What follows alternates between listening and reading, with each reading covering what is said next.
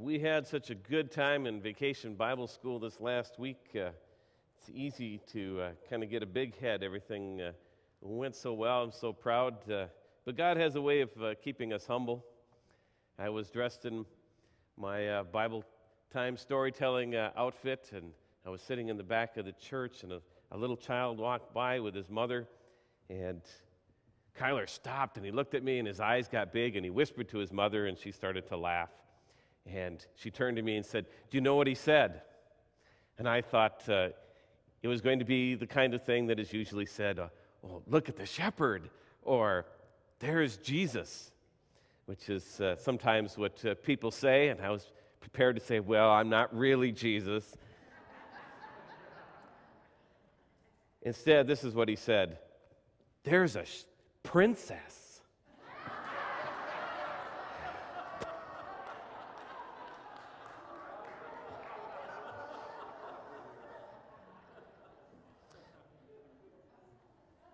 Well, sometimes it's not hard to be humble.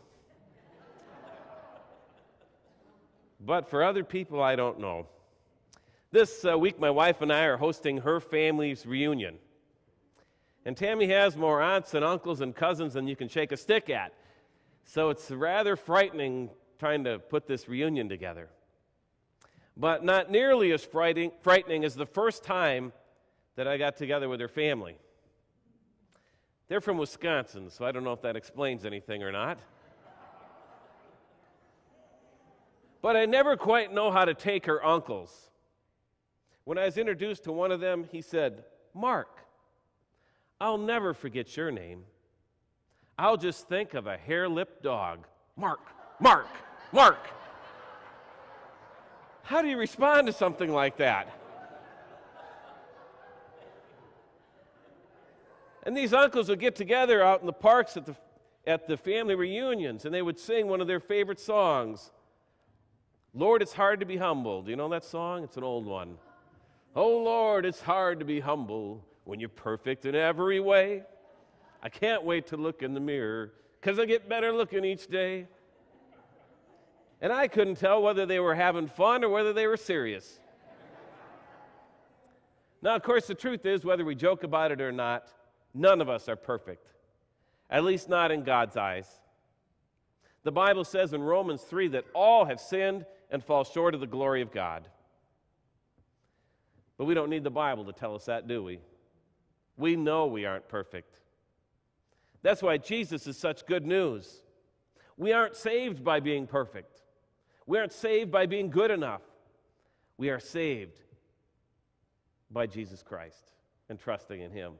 Ephesians 2:8 says, "For it is by grace that you've been saved through faith, and this isn't your own doing, but it's a gift from God." Nobody's perfect except for Jesus. But that doesn't mean that we shouldn't try. Paul writes in Philippians, "Not that I have already attained this or been made perfect, but I press on to take hold of that for which Christ Jesus took hold of me. Forgetting what is behind me and straining forward to what is ahead, I press on toward the goal, toward the upward calling of God in Jesus Christ." As a Christian, do you have a goal? Paul did. His goal is to press on, to be closer to Jesus, to be more like Jesus. Now, we just heard that we're saved by the grace of Jesus Christ, but He didn't save us to leave us just as we are. He saved us to be all that we can be. He called us to be Christians who every day are growing a little closer to Him and a little more like Him. And since He is perfect, yes, that means growing a little bit more perfect every day. Does that shock you? We've been taught for so many years the dangers of perfectionism. And nobody wants to be around someone who would seriously sing, "Oh, Lord, it's hard to be humble." But I'm not talking about being conceited or putting yourself above someone else. The only perfect person in the world was actually the most humble. But what I am talking about is making it your goal to be dedicated to God, about wanting to love God more, follow God more closely, serve God more faithfully.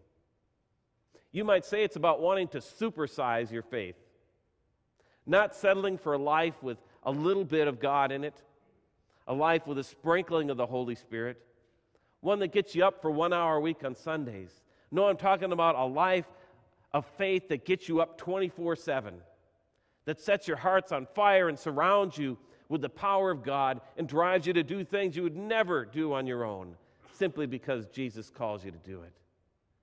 This is life with a goal, and that goal is the upward call of God in Jesus Christ.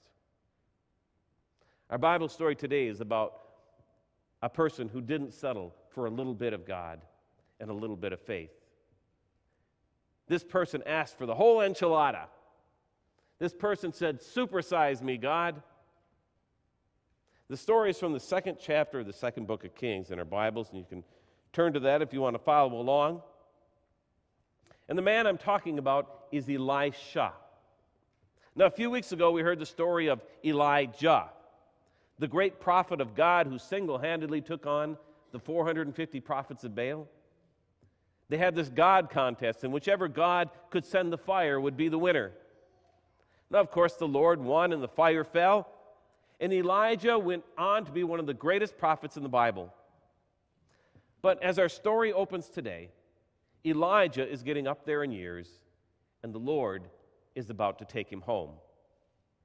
Now, Elisha has been Elijah's apprentice, his understudy, his Robin for Elijah's Batman. Elijah has been filled with the fire of God. He has stood up to God's enemies, faced down those in power, healed the sick, fed the hungry, spoke God's word, and listened to God's still small voice in the wilderness. Elijah was the kind of person that you don't meet every day. A person who completely lives out their faith and has the power to prove it. He was like Mother Teresa, a saint, a hero that you and I could only dream of being like. Now Elijah is going home to the Lord, and young Elisha would be left behind to carry on. Hear Elisha's story, starting with verse 1 of chapter 2. When the Lord is about to take Elijah up to heaven in a whirlwind, Elijah and Elisha were on their way from Gilgal. Elijah said to Elisha, "Stay here, the Lord has sent me to Bethel." But Elisha said, "As surely as the Lord lives and as you live, I will not leave you." So they went down to Bethel. The company of the prophets at Bethel came out to Elisha and asked, "Do you know that the Lord is going to take your master from you today?" "Yes, I know," Elisha replied, "but don't talk about it." You know, there's some things that you know, but you just don't want to talk about it. And he is going to lose this great, great hero of his. Elijah is going to go to be with the Lord. And although he knows it's going to happen, and he wants to be there when it does, still he doesn't want to talk about it. Then Elijah said to him, "Stay here, Elisha. The Lord has sent me to Jericho." And he replied, "As surely as the Lord lives and as you live, I will not leave you." So they went to Jericho. And the company of the prophets at Jericho went up to Elisha and asked him, "Do you know that the Lord is going to take your master from you today?" "Yes, I know," he replied, but don't speak about it. Then Elijah said to him, "Stay here, the Lord has sent me to the Jordan." And he replied, "As surely as the Lord lives and as you live, I will not leave you." And so the two of them walked on. 50 men of the company of the prophets went and stood at a distance, facing the place where Elijah and Elisha had stopped at the Jordan River. Elijah took his cloak, rolled it up, and struck the water with it. The water divided to the right and to the left, and the two of them crossed over on dry ground. Elijah is doing kind of the